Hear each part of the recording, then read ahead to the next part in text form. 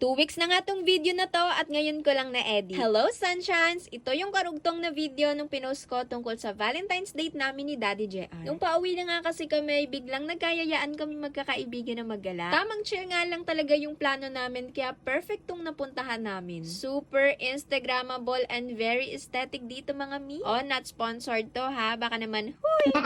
Naniniwala na talaga ako guys na kapag biglaan natutuloy.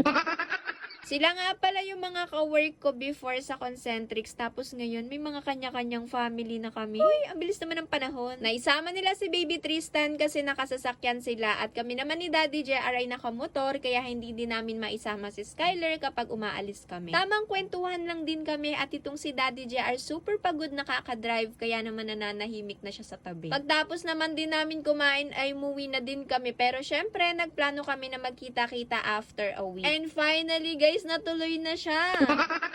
Isama ko na rin sa video na to kasi saglit lang naman. Pumunta sila sa bahay nito at ito yung first time na nag-play si Baby Skyler at si Baby Tristan na magkasama. Nung huling punta kasi nila sa bahay, super baby pa ni Skyler noon. Kami naman for the chika pa din tapos yung usapan namin usapang baby na. Uy, mga parents na mga person.